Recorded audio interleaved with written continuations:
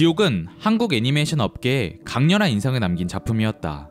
죽음의 운명에 놓인 인간의 처절한 발버둥은 분명 뇌리에 강하게 남았다. 내러티브만으로도 강렬한 인상을 남기기에 충분했지만 더욱 놀라운 것은 1인 제작 애니메이션이라는 사실이었다. 애니메이션은 여러 장의 그림이 이어져 마치 움직이는 것처럼 착시를 만들어내는 영상 매체로 많은 노동력과 시간이 필요하다. 따라서 다수의 스태프 없이 혼자 제작한다는 것은 사실상 불가능에 가까웠고 서사 제작된다 한들 그 퀄리티가 높지 않았다. 하지만 연상호 감독은 지옥의 남자가 그랬듯 한계를 깨고 단편 애니메이션 지옥을 완성했다. 재밌게도 비슷한 시기에 일본에서도 1인 제작으로 주목받은 연출가가 있었다. 5분가량의 단편 애니메이션 그녀와 그녀의 고양이로 자신의 존재를 세상에 알린 신카이 마코토는 별의 목소리를 발표하며 본격적으로 애니메이션 감독의 길을 걸었다. 스타일과 하고자 하는 얘기는 전혀 달랐지만 두 감독은 공통점이 많았다. 동화가부터 시작해 원화가로 올라가는 이른바 애니메이션 정규 과정을 따로 배우지 않았으며 2000년대 초반을 기점으로 본격적으로 애니메이션 제작을 시작했다는 점이 그러했다. 애니메이션을 독학한 이들이 1인 제작을 할 수 있었던 이유는 애프터 이펙트와 같은 편집 프로그램의 등장 덕분이었다. 디지털로 전환되는 새로운 시대에 아날로그의 제작 기법은 중요치 않았다. 닮은 구석이 많은 두 사람이었지만 아쉽게도 서로 간의 영향이나 교류는 없었다. 동시대에 비슷한 커리어를 밟아 나갔지만 로맨스 판타지로 서정적인 화면을 추구하는 신카이 감독과 사회 이면부에 존재하는 비루한 현실을 직설적으로 묘사하는 연상호 감독은 내러티브에 있어 큰 차이가 있었다.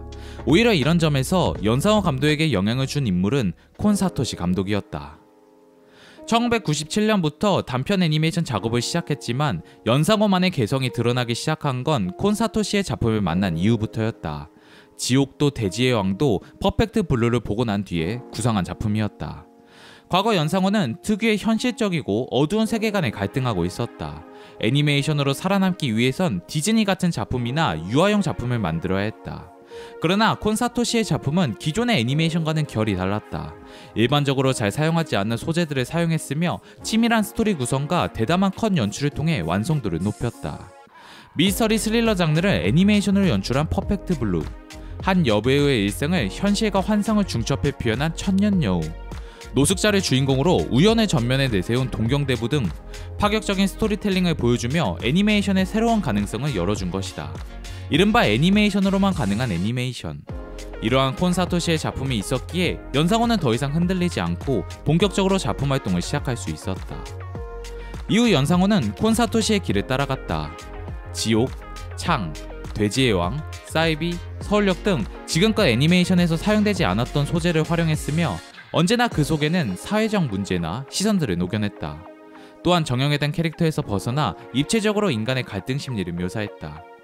차이가 있다면 현실이 괴롭더라도 꾸밈없이 그대로 받아들여야 한다는 콘 사토시와 달리 연상호는 보다 염세적이고 비관적으로 접근한다는 점이었다. 두 감독 모두 주류에서 벗어난 애니메이션을 만들었지만 아쉽게도 연상호에겐 명확한 한계가 있었다. 콘 사토시가 활동하는 일본과 달리 한국의 애니메이션 시장은 척박하다는 것이었다. 단적인 예시로 두 사람 모두 어떤 애니메이션도 흥행시키지 못했지만 매드하우스와 마루야마 마사오의 지원으로 꾸준히 작품 활동을 이어간 콘 사토시와 다르게 연상호는 이름을 알린 돼지의 왕 이후로도 투자를 받기 위해 빨빨거려야만 했다. 심지어 애니메이션 지원 사업마저 성인 대상 애니메이션이라는 이유로 매번 배제되었다. 이러한 상황을 두고 연상호가 콘 사토시 감독은 상당히 부러운 환경에서 작업을 하는 감독입니다 라고 말한 것은 결코 과장이 아니다. 한국에서 창작 애니메이션을 하려면 연출뿐만 아니라 영업 능력도 있어야 한다. 이에 비해 비교적 연출에만 집중할 수 있는 일본의 환경은 지극히 당연하지만 국내 감독의 입장에선 부러운 부분이었다. 물론 콘 사토시라고 해서 엄청난 지원을 받으며 작품 활동을 해온 것은 아니었다. 애니메이션도 결국은 엔터테인먼트로 흥행이 어려운 비주류 작품에 거액을 들일 수는 없었다. 그런 연유로 콘 사토시의 작품은 언제나 저예산이었으며 이를 극복한 것은 오로지 콘 사토시의 능력이었다. 시장의 차이는 두 감독의 작품 방향에도 영향을 미쳤다. 특히 애니메이션의 움직임을 말하는 작화에서 그 차이가 더욱 두드러졌다. 콘 사토시가 업계에 뛰어난 인재풀을 활용해 작화 퀄리티를 높였다면 연상호는 작업 공정 개편을 통해 효율성을 높였다. 이들 작품군이 탄탄한 시나리오와 철저한 콘티를 기반으로 하고 있음에도 큰 차이를 보이는 것은 바로 이러한 작화 때문이었다. 작화는 애니메이터의 능력과 투입되는 시간에 좌우된다. 그림을 그리는 원화가의 실력이 좋고 작업 시간이 충분하면 좋은 작화가 나온다. 국내에도 능력 있는 원화가가 없다는 건 아니지만 다양한 플랫폼에서 성장한 일본에 비하면 질적으로나 양적으로나 부족한 데다 시간이 곧 돈이기 때문에 제작비를 고려해야 한다. 연상호가 작화의 퀄리티보다 효율을 선택한 건 이러한 외부 요인까지 고려한 결과였다. 퍼펙트 블루나 대지의 왕에서 보여지듯 이미 초기 작품부터 두 감독의 내러티브 완성도는 높았다. 보완되거나 추가된 것은 작화적인 부분이었다. 그러나 역시 서로 추구하는 작화의 가치관 내에서 발전이 이뤄졌다. 곤 사토시의 경우 점차 애니메이터의 개성을 활용하기 시작했으며 연상호는 3D를 적극적으로 도입하면서 작업량을 줄이는 데 초점을 두었다.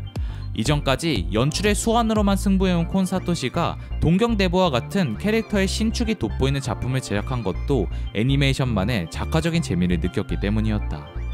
퍼펙트 블루만 하더라도 어려운 레이아웃이나 풀샷이 적었고 애니메이터의 능력이 필요한 컷도 거의 없었으나 동경대보부터는 애니메이트 기술이 중요한 컷이 늘어나 결국 파프리카에서는 초현실적인 촉각적 인상에도 도전했다.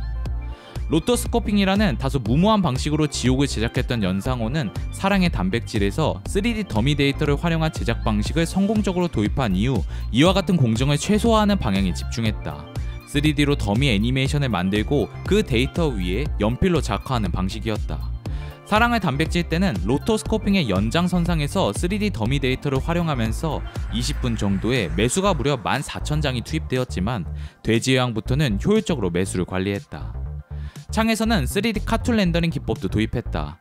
이전까지 3D 모델링에 따라 그리는 방식으로 제작했다면 창에서는 3D 자체를 그대로 쓴 것이었다. 3D지만 빛을 사용하지 않고 렌더링을 하면 2D처럼 보이는데 여기다 리터칭 작화 방식을 더해 디테일을 높였다. 창에서 실험적으로 시도된 카툰 렌더링은 차기작들에 보완되어 활용되었다. 이렇듯 작화에 대한 상반된 견해는 두 감독을 구분짓는 결정적인 요인이 되었다. 곤 사토시는 엄청난 수준의 유동성과 생명감을 보여주었으며 연상호는 불가능에 가까운 아주 적은 예산과 시간만을 가지고 장편 애니메이션을 만들어냈다. 두 사람 모두 한계를 뛰어넘었다는 점에서 대단한 인물임이 틀림없었다. 분명 누군가는 콘 사토시의 업적에 견줄 만큼 연상호가 대단하지 않다고 말할 것이다. 연상호의 효율 작화는 호불호가 갈릴 수밖에 없다. 그 스스로도 항상 디지털 쓰레기를 만들지도 못한다는 신념으로 작업한다고 밝혔을 정도다. 하지만 척박한 국내의 장편 애니메이션 시장에서 연상호만큼 작품 활동을 하고 연상호만큼 성과를 낸 감독은 전무하다. 현실적인 부분을 인정하고 국내 여건에 맞춘 제작 시스템을 도입했으며 그러면서도 작업자들의 환경이나 수입 등을 놓치지 않았다는 점에서 더욱 그렇다. 한국 장편 애니메이션의 문제는 국내 사정과 맞지 않는 큰 제작비나 긴 제작 기간에 있었다. 마당에 나온 암탉을 제외하면 마땅한 성공 사례도 없는 데다 배급사가 한국 애니메이션을 소홀히 하는 상황에서 기획을 단순화하기보다 오히려 해외 시장을 노린다는 명목으로 거대 기획에 초점을 두었다. 그리고 안타깝게도 모두 성공하지 못했다. 적어도 연상호의 작품은 흥행은 못할지언정 손해를 보진 않았다. 이런 점에서 그의 저예산 속도전 전략은 업계의 혁신 모델을 제시한 셈이었다. 소수의 대기획보다는 다수의 소기획을 통해 시장을 활성화하고 데이터도 쌓는 것이다. 이렇듯 아무도 시도하지 못한 독창적인 시스템을 남겼다는 점만으로도 연상호는 높은 평가를 받기에 충분했다. 콘 사토시와 연상호는 분명 유사하면서도 다른 부분이 많았다. 일반적이지 않은 소재로 내러티브를 중요시한다는 점은 유사했지만 작화와 제작 공정에서는 차이가 있었다. 비슷하지만 다른 매력, 이들이 있었기에 애니메이션도 다양성을 확보할 수 있었다. 허나 두 감독 모두 더는 애니메이션을 제작하지 않는다. 애니메이션 오타쿠로서 이들의 신작 소식만을 애타게 기다릴 뿐이다.